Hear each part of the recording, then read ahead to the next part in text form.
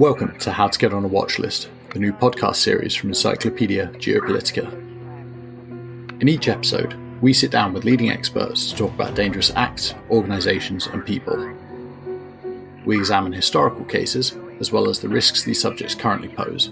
From assassinations and airliner shootdowns, through to kidnappings and coups, we'll examine each of these threats through the lenses of both the dangerous actors behind them and the agencies around the world seeking to stop them. In the interest of operational security, certain tactical details will be omitted from these discussions. However, the cases and threats which we discuss here are very real.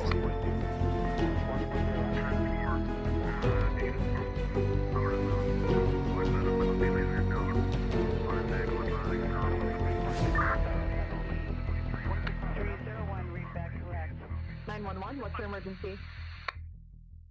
I'm Lewis H. Besant, the founder and editor of Encyclopedia Geopolitica. I'm also a doctoral researcher at the University of Loughborough in the field of intelligence and espionage in the private sector. In my day job, I provide intelligence to corporate executives on complex geopolitical and security issues. My name is Colin Reed. I am a former U.S. intelligence professional now working in the private sector to bring geopolitical insights and risk analysis to business leaders. Scott Stewart is Vice President of Intelligence at TorchStone Global and Stratfor's former Vice President of Tactical Analysis. Prior to this, Scott was a Diplomatic Security Service Special Agent and Protective Intelligence Coordinator for the technology company Dell. He was the lead DSS investigator assigned to the 1993 World Trade Center bombing and the follow-up New York City bomb plot. As part of the U.S. government's Hostage Locating Taskforce, Scott interviewed a number of high-profile kidnapping victims, such as Terry Waite, and as the U.S. Embassy's Deputy Regional Security Officer in Guatemala, Scott investigated numerous kidnappings of American civilians and the kidnapping of Rigoberta Menchu's daughter. Philip Jett is a retired corporate and tax attorney in the United States who has represented multinational corporations, CEOs and celebrities from the music, television and sports industries. He's the author of Death of an Heir, Adolph Coors III, Murder That Rocked an American Brewing Dynasty, which was named one of the best true crime stories of 2017 by the New York Times. He followed that book with another true crime story titled Taking Mr. Exxon, The Kidnapping of an Oil Giant's President. His newest book, a work of historical nonfiction, is called Stranded in the Sky, The Untold Story of Pan Am Luxury Airliners Trapped on the Day of Infamy, and will be released in May 2023. So, Philip, your books on executive kidnappings and murders are really fascinating. We'll make sure that they get posted in our show notes so our readers can grab a copy of those. But firstly, what made you write them? How did you get into this area of research? When I retired from practicing law, I was not going to play golf. So I needed to find something to do to stimulate my mind. And being a new writer, I had to come up with a good topic. So I accidentally found the kidnapping case of Adolph Coors III when I was out there visiting the brewery in Golden, Colorado. And to my surprise, no one had written a book about that topic. It occurred in 1960, so it was pretty old, and yet no one had written about it. So I jumped on it. I didn't really know what I was doing, but my years practicing law, I did know how to research and investigate and interview and talk to judges and lawyers and that sort of thing. So I got in, and took me a while to write it. Took me some time to get the research material. And, you're probing the FBI files and records from, at that time, almost 60 years ago. And a lot of the things have been destroyed, but I was able to find them. And so once I wrote the book and I got an agent and a publisher, and it was successful, then my agent said, do another one. So I did, and it's called Taking Mr. Exxon, which was about the kidnapping of Sidney Riso, who was the president of Exxon Company International. And that was in 1992. So that's how I got started. It wasn't anything magical. There's nothing in my background. Kidnapping drove me there. I was just looking for some good stories, and I like true crime and mysteries and that sort of thing. So that's what took me there. And Scott, what about you? You've spent many years in the protective security space, both in the government and sort of in the corporate executive world. How did you get into this field in the first place? In some ways, I feel like Forrest Gump, where I've just kind of blundered my way into things. I was commissioned, initially I was commissioned as a military intelligence officer in 1985. I made the transition over to diplomatic security service with the State Department in 88. And then it just so happened that the group at Diplomatic Security, the Counterterrorism Investigations Branch, was looking for an agent who had an analytical background.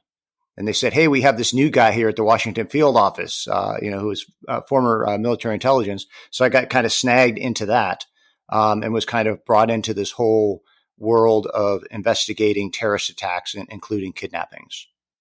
So, Philip, I suspect you've studied this topic probably about as much as anyone on the planet. So I suppose I'll start with the first question to you. How do you go about kidnapping an executive? The cases you've looked at specifically, how did they go about doing this? The kidnappings that I researched, Adolph Coors III in 1960 and Sidney Riso in 1992, were two of the kind of the old style kidnappings, and particularly in the United States. I know there's a lot of things that go on that we're not aware of, but those type of kidnappings aren't that frequent in the United States. There are other types of kidnappings that occur frequently in the United States, whether they're part of a domestic dispute or these express kidnappings. And then in foreign areas, people are grabbed for $10,000 or $15,000 and turned over. No big deal. They got the money, that they look for the next one. Mine that I researched and wrote about, these were two top-level executives. The people that kidnapped them were looking to get rich.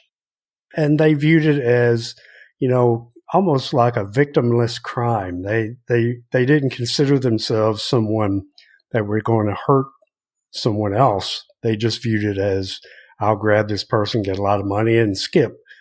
So what I learned is, in both cases, if I'm a kidnapper, part of a team, I need to conduct surveillance, and I need to be patient about it, and I need to watch their daily lives, their patterns, their routines, look for any aberrations in those.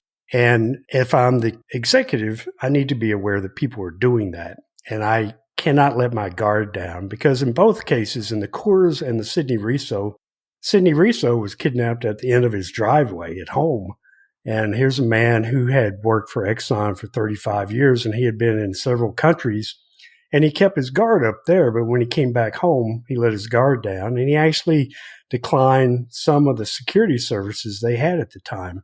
He could access a driver at any time who was trained in, kidnap avoidance and that sort of thing, but he declined. And in Coors' case, his father had been Adolph Coors III, his father, Adolph Jr., there had been an attempt on his life, kidnapping in 1933. And he told his sons, look, guys, you'll be targets as well. But they thought, yeah, that's old gangster kind of stuff. That's not 1960. And in Adolph Coors' case, he was kidnapped 5 miles from his home.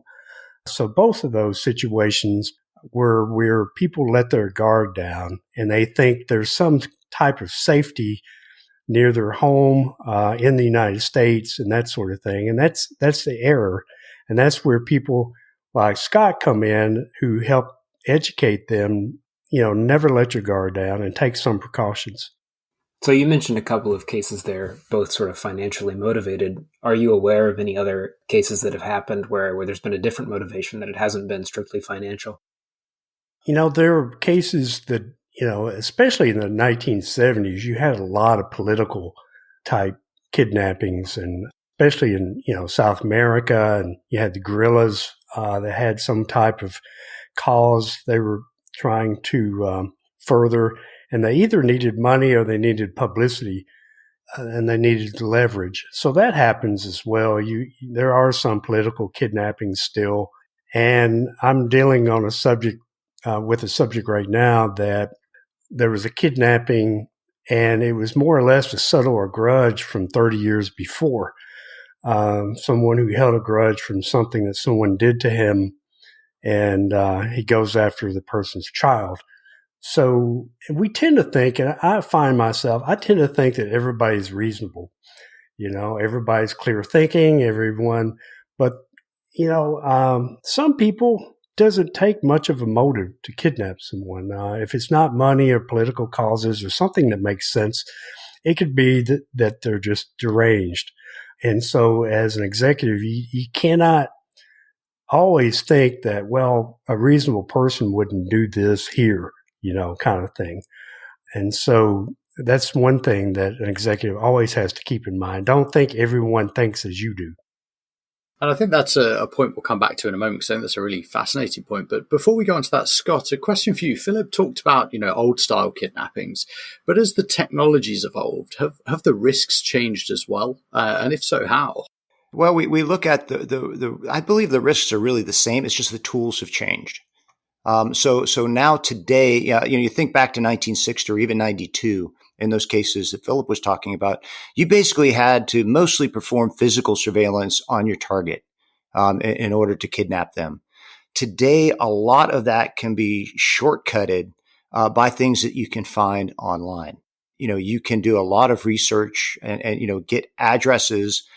By finding someone's social media, you can find out where they eat, where they golf, where the kids go to school. You can really identify patterns of life in many cases just based on their Twitter feed or their Facebook or TikTok or whatever else they're using. And we've seen several cases where, celebrities have been targeted. Think of the Kim Kardashian in Paris. You put something out there on Instagram and the crooks know where you're at and what you have. We saw that also with a home invasion in LA. With a rapper who put some stuff out there. So really, it doesn't eliminate the need to conduct physical surveillance, but it just really provides the kidnappers with a lot of information that they can readily, glean at their fingertips, and they don't have to put themselves at risk to get that information. In the old days, to go out and actually conduct surveillance, you have to put yourself in a position where you can be detected. Whereas now, using the internet, you can gather a lot of that information and never really have to place yourself at risk of being detected. So that raises a couple of questions for me then, Scott. It seems like with this proliferation of information out there, it would be very easy to sort of conduct one of these kidnappings. How often do these threats actually tend to sort of play out? And then when you're going about investigating them, with this proliferation of evidence sort of out there that anybody can pick up and use, how do you go about determining as the investigator if it's sort of a real kidnapping or a hoax kidnapping or an auto kidnapping? Go into that for us if you could. Well, no, I mean, one of the things that we do, from a defensive standpoint, when we get a client is we look at their profiles, both physically and online. So one of the first things we do is conduct these assessments. So one of on the technological side, we conduct what we call a public profile assessment, where we look at their social media. We look at what's available in the OSINT. We even look at these data aggregators, the Ben Verifieds, these Scopios, these other companies that basically sell information for, to anybody with a few bucks to pay for a profile. So we gather all that together, and then we look at things that can be tightened up. Okay, does your wife's Instagram account have too much information? How about your mom's Facebook? Where can we start to cut down this information to protect you from it? And, in addition to that, we're also doing, just the traditional old school assessments. So we'll do a baseline threat assessment looking at all the threat actors and potential risks to the executive. We will also do a residential security survey, an office security survey. We will look at their travel patterns to see if there's places and patterns where they are vulnerable to a kidnapping. And then we'll even look at routes that they take, say from their home to the office, to identify choke points and potential ambush or attack sites where they would be vulnerable. So we can identify them just to be more aware of activity and potential surveillance at those spots as well. And so, as an investigator, after the fact, of course, that, those are also the types of things that you can look at. You can go back and look at the victim's profile to see what's happened. The interesting thing that we've seen, recently is that a lot of the kidnappings that we're seeing are things that are insider threats. So we had the kidnapping and murder of Tushar Atre, the tech and cannabis entrepreneur in California. And that was actually, he was kidnapped by, some of his own employees who then forced him to open one of the warehouses where the cannabis was kept. We're really, seeing a lot of the insider threats too. So you can't just look at the kidnapping threat from the outsider context, but you also need to consider insider context. And of course, that's what we saw in the Riso kidnapping as well, as Philip wrote. You had an insider from Exxon who had a good head start on targeting Mr. Riso. So, Philip, tell us about that case in particular then. I'm really interested in this idea of the insider being involved in the kidnapping. So who was this insider? What advantage did being an insider give them in this case? When he did the kidnapping, he was unemployed. But at one time, he had been in charge of Exxon security within the building in which Sid Riso worked, which is in New Jersey. And before that, he had been a police officer. So from a law enforcement standpoint, as well as the thing I found most interesting is about him, even though he had been terminated from Exxon, and that was a little bit of a grudge, but not his primary motivation, he still had contacts within the security world that he would call up and say, hey, and he would just make it up. Hey, I'm working on a new job and I'd like to know what you guys are doing over there at Exxon, in this regard or that regard. So people unknowingly at Exxon were giving him information about security procedures within the company still, which I found fascinating, that even though he had been removed for, I think, 6 years, he still had contacts who were still working within the company in the security area. And so that gave him a leg up. But, he chose Sid Riso. He had 4 or 5 people on his list, and they all lived in the same area, very nice area in Morristown, New Jersey. And he had Merck and AT&T and all these executives. And the reason he chose Exxon was when he did his surveillance, Sid Riso's house was situated that there were a lot of trees. He was set back from the road, hidden, kind of off the beaten path. So he viewed it simply as this guy is easier to grab than others who are on busy streets and that sort of thing. But he did have the inside connection. And as I say, he maintained that. I don't know if Scott has run across that, where you tell your company people, hey, don't be talking to people outside the company. I mean, it seems common sense, but these people viewed him as an old buddy and like, hey, yeah, I'm glad to help you with what we're doing now. Scott, do you want to weigh in on that? How does that kind of operational security element play in there? No, it really is vital. And that's where I think that we've progressed in recent decades, that people understand more importantly, or they understand the importance of protecting that sort of operational information and the threats that can be posed if it's leaked. So a lot of times you will have very strict non-disclosure agreements, and you will really emphasize those points and highlight them with your staff so that they understand that kind of information is critical and needs to be protected. So, final question from the kind of the dangerous actors side of this is there an emerging scope for kind of social or climate justice related kidnappings of executives? We've talked a lot about financially motivated kidnappings. Philip mentioned that it's not always the case. We're seeing a lot of aggressive discourse on Twitter and other social media sites around various executives based around inequality, climate change. Are these kind of threats changing the game? Well, I think Scott could speak to that more than I, but in the Sid Riso case, the kidnappers posed as environmental terrorists, and because it was Exxon, and there had been the Exxon Valdez spill 3 years earlier. So they posed as a group that had an axe to grind environmentally. And the FBI initially took that very seriously because it made some sense, and there had been threats against Exxon from different organizations.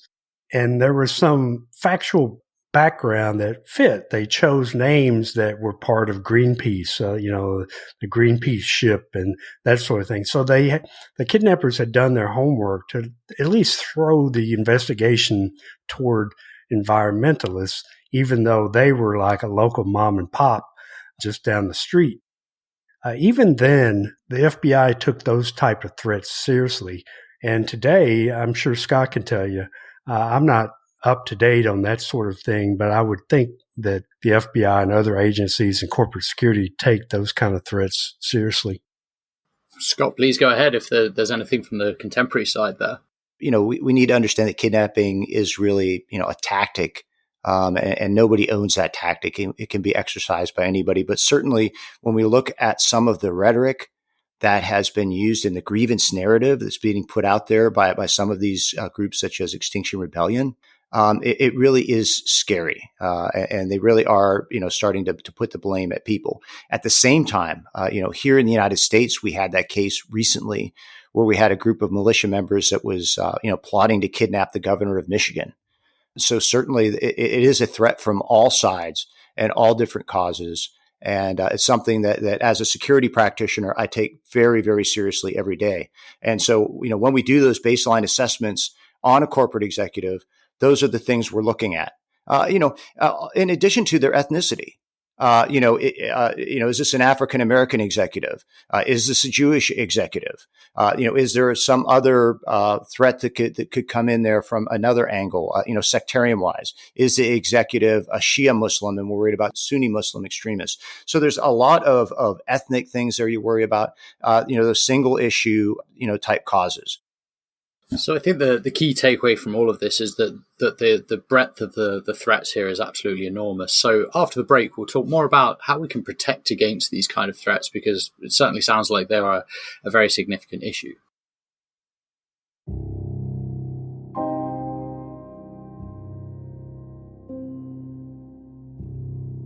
You have been listening to How to Get on a Watchlist, the new podcast series from Encyclopedia Geopolitica.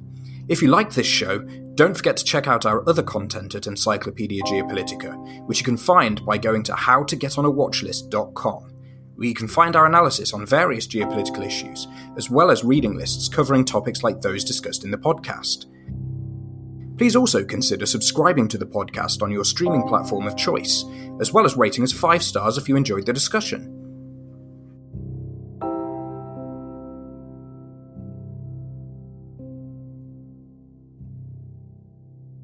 So, Scott, in the first half of the show, you've told us quite a bit about how one might investigate a real kidnapping, but let's talk some more about your experience with auto kidnappings or hoax kidnappings. How did those investigations go, and how did they sort of differ from your real kidnapping investigations?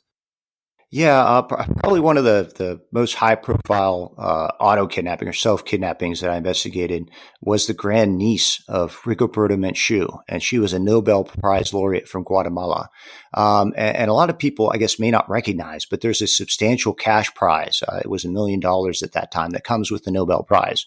And we had some members of Rigoberta Menchu's family, her niece and her niece's husband, who decided they deserved a part of that cash prize. So they actually, staged a kidnapping of their own little girl in order to try to get, the great aunt to cough up some ransom money for her. And really, we cracked that case just by old-fashioned detective work. Getting out there, interviewing the victim, the alleged victim, the mom. And that's where we really started. Once we started, talking to her, talking to the husband, of course, we kept them separated. And once we started interviewing them, their account of the kidnapping varied. We had different descriptions of how it happened, of what the perp looked like. So there was just a lot of disconnects there where they didn't have their story really synced up well. And that kind of allowed us to go back and say, hey, Miss Menchu, we really believe that this was your niece. And so we were able to coordinate with the Guatemalan authorities who went to the husband's family's house, and they found the little girl there alive and well. So it's just old-fashioned police work a lot of times, to get to the bottom of what happened. But in addition to those kind of, auto kidnappings, there are a lot of hoax kidnappings going on, what we call virtual kidnapping. And that's where, someone will pretend that they have someone, and then try to elicit money from the victims. Quite often this is done by telephone. And in a place like Mexico, there's actually a whole industry of virtual kidnappings that is going on from the prisons, where we have people actually in the prisons that are calling up the families of these victims, pretending they have the victim and then extorting the money from them. In those, they usually try to use a lot of pressure. They will usually use some sort of screaming, pretend they have the victim, but a lot of times they don't have a lot of information of the victim. We've actually seen some interesting versions of that, though. There are some gangs that were actually going to malls in Mexico, pretending that they were giving away something like an iPad or something that was kind of exciting. And they would stand outside a movie theater and take information to enter this contest from these young, wealthy kids. And then what they would do is wait till the kids went into the movie and then call the parents, because they would have their phones off while they're in the movie. Then they would call the parents. They'd have the description of what the child had. They'd have all their contact information. They'd know what they were wearing. And so it was a very, pretty effective scam at getting these families to cough up money. Yeah, that's a fascinating case. I'm wondering, how can someone protect themselves or their family or their kids against express kidnappings? Or express kidnappings or these virtual kidnappings? Either, both. I would love to know both. Well, I mean, obviously the virtual kidnappings, you need to just keep your head and try to slow things down. Don't send any money immediately. Obviously you need to communicate with your children about these sorts of threats and make sure that there is a way to communicate with them. So, if they're going into the club where there's going to be loud music, or if they're going into a movie theater where they can't have their phones on ring, you can at least have a silent communication there, have it on silent so that you can still communicate with them. And just being aware of the tactic actually, is very helpful. Now, of course, those express kidnappings, most frequently we see those late at night on the street. A lot of times it's in connection with an ATM, or many times it's in connection with someone who has, basically had too much to drink or has been using drugs. So that's usually something that's on the street. So really, not being out at 2:30 at night on the street is a good way to avoid being express kidnapped. Obviously in a lot of environments, not even just in the US, but we're seeing a lot of kidnappings, those short-term kidnappings like that involve, like a date rape drug or some sort of, something slipped into a drink or even an injection, which is crazy enough. But, we're seeing these dance clubs where kids are being injected with drugs. They are, being abducted and raped or robbed or both. So really, awareness though of these things, being careful where you are and what you're doing can go a long way in protecting you against those kind of kidnappings. So, Philip, a question for you. Scott's given us a lot of examples here that it seems like it's not just executives themselves who are at risk. So what about families? Have you ever seen cases where a family of an executive has been targeted specifically because of their link to a wealthy dynasty, a wealthy family? There are some famous ones. Of course, Frank Sinatra Jr., which is interesting, and the one they just made a movie about. Help me here. The Getty kidnapping out of Italy. The Getty grandson. That's right. That was another famous one. So, but you don't have to be, that wealthy. It's funny. I spend a lot of time. I'm a snowbird now, and I go down to South Florida for the winters, and I hang around the Palm Beach International Equestrian Center where riders from all over the world compete during the winter. And you have Bill Gates and all those kind of people down there whose daughters ride and compete. And just the looking around, I've spoken with some about their security. And that is something that they, of course, are aware of in any kind of situation like that. You have Bloomberg, Gates, all these type of people down there whose daughters ride horses and compete, and people walk about freely, and you don't have to have a ticket. Usually you can come in and look from afar or what have you. So I do know, from a peripheral standpoint, I've not been involved, that is something that is of great concern, particularly in those circles that, I may not be able to grab Bill Gates, but his daughter, after she gets off a horse and goes into the restroom, she's a target, and they're prepared for that.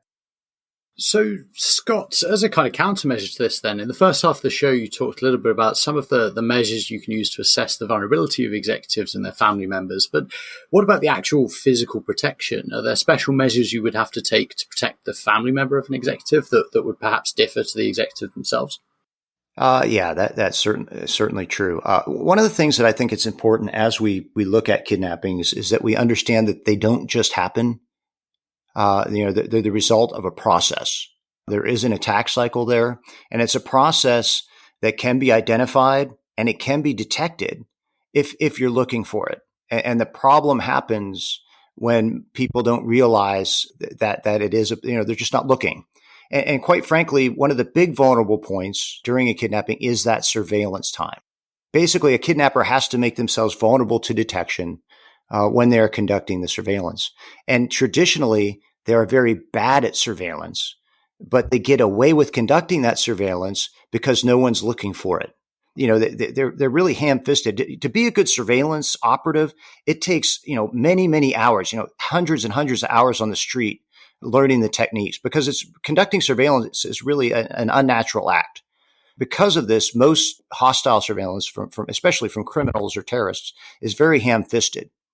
But they're allowed to get away with it because nobody's looking for it. So, one of the things that we really work on doing with our clients, even the clients that don't want protection per se, but we can educate them and really equip them to spot hostile surveillance. And then obviously, if that happens, we can start ramping things up. At the other side, we have the higher end clients who do have either an active threat or a more legitimate concern, and we will protect them. And you can either do that with an actual physical bodyguard detail, or you can do it a little more subtly by kind of putting a protective bubble around them, looking for surveillance and looking for signs of hostile behavior. So, you don't always need a guy who's 6'6", 300 pounds walking next to the child to protect them. There's a lot of things that you can do as far as, providing that invisible bubble, looking for hostile activity. So while we're on that subject, talking about close protection teams, how do those typically fit in the corporate world? Is that something that's being paid for by the company? Are these company employees? Or are these more likely to be people that are retained specifically by the leadership, by the boss, to protect him and his family? Well, that's all going to depend on kind of the company and the situation. Quite frankly, in many cases, it's viewed as a necessity from the board, and they're going to kind of demand it. Many times it can be a split. So the company may pay for the protection of the executive, and then he will pay for extra protection for his children and wife or something like that. One of the things that's important, though, is that those services will be counted as income for the executive unless there is deemed to be a credible threat by an outside advisor. And my company, we actually do a lot of those surveys where we'll go out and just do a baseline threat assessment, look at all the threat actors, and determine whether or not there is a legitimate business-oriented threat against the executive that necessitates the current protection. And then we do an assessment of whether or not the current level of protection is adequate or not. And many times that will involve things like, using private aviation, a car and driver, or even up to a protective detail, all depending on what the threat there and what's considered appropriate. Okay, so it sounds like surveillance plays quite an important part in this world of keeping executives and their families safe. So talk a little bit about that. How does that work? No, the surveillance and detecting surveillance is key.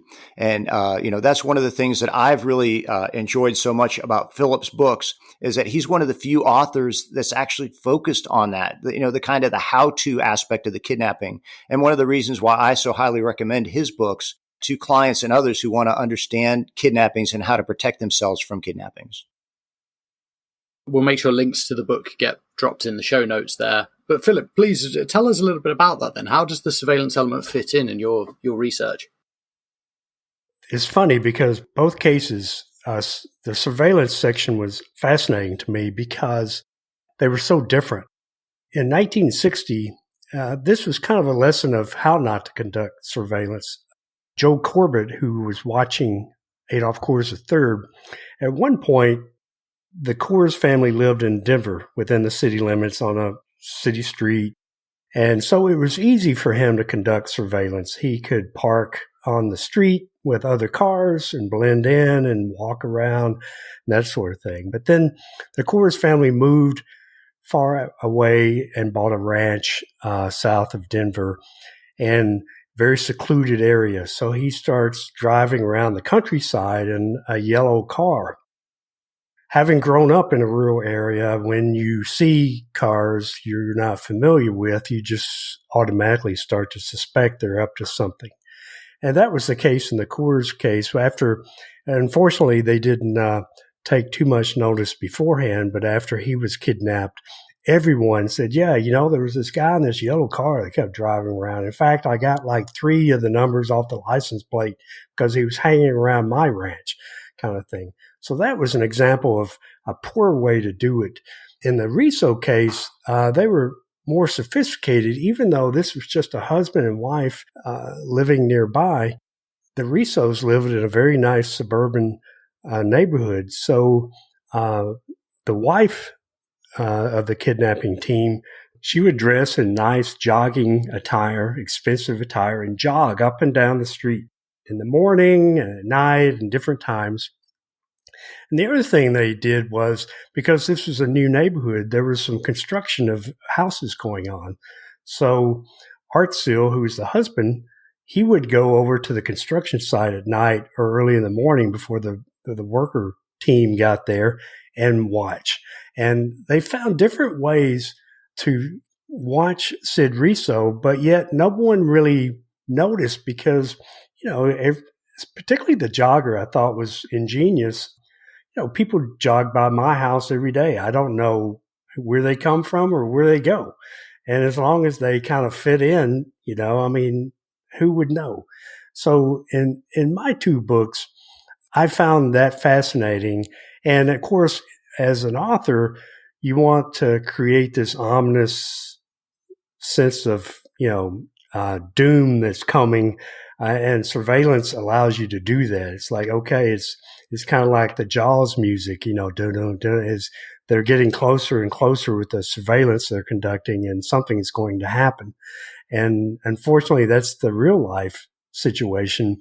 But a lot of executives, they don't hear the Jaws music. They don't know that's happening. So we've talked quite a bit now about the surveillance, counter-surveillance part of this. We're all intelligence nerds at Encyclopedia Geopolitica, so I have to ask, is there a role for intelligence to play here in playing defense and sort of identifying the surveillance and helping to prevent these kidnappings sort of before they take place? If I can answer that, I'd say 100%. And that's one of the things that we really focus on in protective intelligence is looking for that hostile surveillance. We also recommend to our clients and teach them ways that they can manipulate surveillance. So by going out around, whether it's a residential area, looking for what we call the perches or places where surveillance would have to be in order to conduct surveillance, on the target. So we're trying to help them identify the perches, figure out ways that you can heat up certain perches by maybe putting CCTV coverage there or maybe a uniform guard attention or something. And then a lot of times what we'll do is kind of leave a honeypot perch, a place where we want them to go, where it's less obvious. So we want to try to drive surveillance to that place where that we can then capture them and identify them and start to figure out what's up and who they are. So there's a lot of things that you can do to really mess with the minds of people conducting surveillance. If you're cognizant of the threat and have a little bit of understanding about how surveillance works, that then allows you to understand the constraints that people conducting surveillance are under and how you can take advantage of those constraints to really force them to show their cards. I've got to say, Scott, what you're describing here sounds like a fascinating line of work. So I suppose the obvious question is, how does someone get into the world of executive protection? What advice would you give any of our listeners who are thinking, hey, this sounds like a really cool job, I'd like to do it? One of the interesting things, for traditionally for many years, it was, people like me coming out of a government background. You'd have a lot of people who were, former Secret Service, former State Department, a lot of former military guys. Sometimes that transition can be difficult coming into the corporate world, though. Because, generally working under the government label, you have, statutory authorities and certain expectations and rules of engagement. And you have to be a lot more flexible in the corporate world. But certainly we're seeing a lot of transition from people coming out of the military or law enforcement. They get a little bit of demilitarization, if you will. And it really helps them step into the corporate world. We're also kind of seeing the emergence of some of these schools where people can go to get an education in executive protection. But I mean, I've worked with people throughout the years who have just a wide array of backgrounds. People who were former EMTs or people who were lawyers, just coming from other backgrounds. So not everybody's, a former agent or, former Navy SEAL or something. And certainly we're also seeing a lot more diversification gender-wise into the executive protection realm. So we're seeing a lot more women come in, which I think is a good thing, to be honest, for EP programs. Not only because there's a lot of places where women can go that guys can't, especially if you have a female protectee or a child, but also just for things like in a surveillance detection role. A lot of times, women can be, I guess, fit in more than a fit military looking guy. So sometimes they can be a lot less attention grabbing and more effective as surveillance detection assets, than a military age guy. Well, that's really interesting. I mean, the stories you've both told here, the kind of insight to the field you've given us is really fascinating. There's a question we like to end the show on, which is what keeps someone like you up at night when you think about these risks, when you think about these dangers? What is it that worries you about this field? As an author, I sleep pretty well because, I've written 2 kidnapping books. I've written another book and I'm on a 4th book. I am not a kidnapping expert, though I have gained a lot of knowledge in the area and I've made a lot of friends like Scott and a lot of former FBI agents. In fact, in April, I'll throw this in, I was invited to Morristown, New Jersey, April 29th of this year, which was the 30th anniversary of the Sid Riso kidnapping. And the former FBI agents and prosecutors had a kind of reunion party, which was odd, but they invited me up. And so I've made a lot of friends in that respect. And I certainly respect those who work. And just to touch on something Scott said, there were some female FBI agents involved in the Riso case that were instrumental to solving that case. And that was pretty early on when female agents were a rare thing. And 2 of the most instrumental agents were females in that case. So as Scott said, they can go and do things that the men can't. And so it's, I sleep well, but it's been an education for me. And it does make me, for instance, when I go to South Florida and watch these folks with lots of money, it makes me think on their behalf what they're doing or if they're aware, which I know they are. But it's been kidnappings are something that keep Scott busy, and I'll turn it over to him because he can certainly enlighten you more. I think from my perspective, unfortunately, it's many things. Although I do tend to sleep well most nights, but there are things that really, keep me up at night that concern me. One is when I have a client and there's an operational security problem, an information leak problem that we can't shut down. The wife will not stop posting on Instagram. That's a nightmare. She flat refuses. And I've had clients where that's happened. The insider threat is always terrifying just because they have so much access and they have so much opportunity to view the security program in place if there is one. So they understand what you have in place, and that gives them a lot of opportunity to kind of plan and scheme of how to defeat your security program. So the insider threat is terrifying. I guess the other one that I would say is just the fear of the unknown. Especially as we kind of get these, new technologies coming into play right now. Thinking about things like, remote cameras now. They have these, cell phone type cameras that you can place on a tree somewhere to help with surveillance. Things like drones that can be used for surveillance. So it's becoming more and more difficult to detect surveillance because of some of these technical tools that can be used in surveilling your clients for kidnapping. I'll finish with one more question for either of you. What's a question that you wish we had asked you today that we didn't get to? What's something that maybe you should bring up for us? I guess we hit on it a little bit at the beginning or hinted at it, but just, really looking at the range of kidnapping threats and different kinds of kidnappings. I mean, we talked a little bit about the express kidnappings, the virtual kidnappings, but, we've seen kind of this eruption of tiger kidnappings, which is something we haven't really talked about here, where members of the family are kept at the home. Basically the home is invaded, and then they'll send a member of the family, generally it'll be a husband, but in to do something, open the bank vault. We've seen those used, very frequently in places like Northern Ireland. But in recent years, we're kind of seeing them emerge more and more in the U.S., where they'll grab a family and then force, the husband to do something. And so, those kind of kidnappings are also something I think people need to be aware of, and that threat of tiger kidnapping as well. That's interesting, Scott. I didn't realize that was going on now because, there's a famous movie, I can't recall the name, with Humphrey Bogart, where they do that exact thing. They go in and they're requiring the family members to do certain things, and they keep the daughter or the wife hostage while they do that. And that's an old movie. I didn't realize that was still going on today. Well, actually, it also recently appeared in Jack Carr's Terminal List book and the show that came out, where they forced the guy to become a suicide bomber. But certainly, it is a tactic that we're seeing, and it is something of concern. So many families just don't think of that concept or protecting themselves against that kind of threat. But certainly, when it comes to residential security and thinking about how you secure your home, the threat of tiger kidnapping is something that executives really need to be concerned about.